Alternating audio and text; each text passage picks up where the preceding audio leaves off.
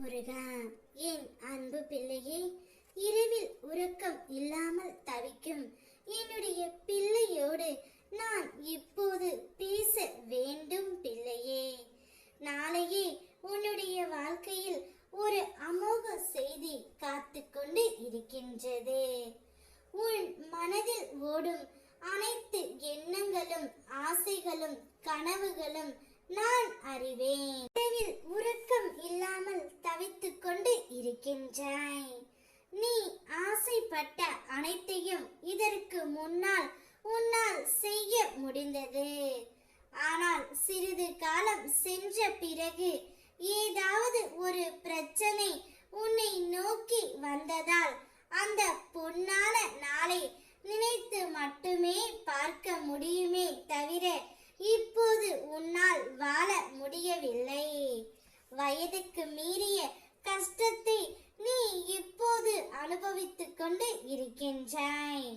முதலில் உனக்கு ஒன்றுமே புரியவில்லை.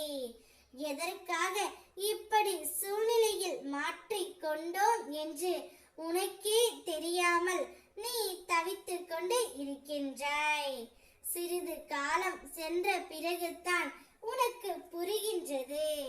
எப்படி பிரச்சனை சரி செய்வது என்று தெரியாமல் திகைத்து போய் நின்றாய்.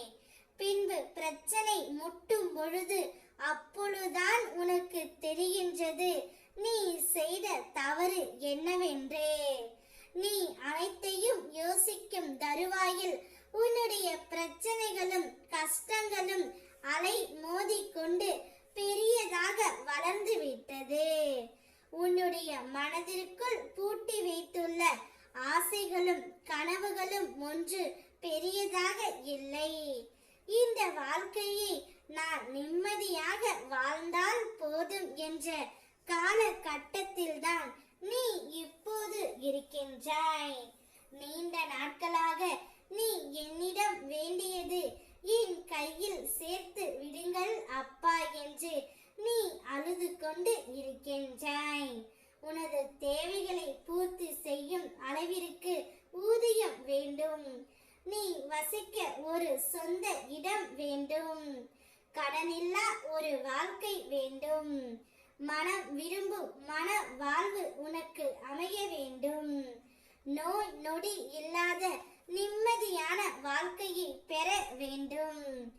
என் குழந்தையின் அதிகபட்ச ஆசை இவ்வளவு தான்.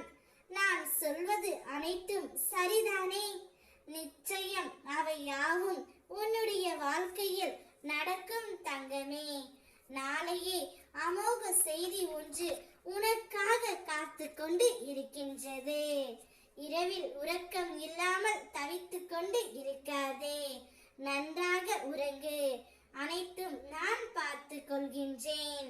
சரவண பவ எனும் மந்திரத்தை உச்சரித்து கொண்டு உறங்கு. அனைத்து பிரச்சனைகளும் தீர்ந்துவிடும்.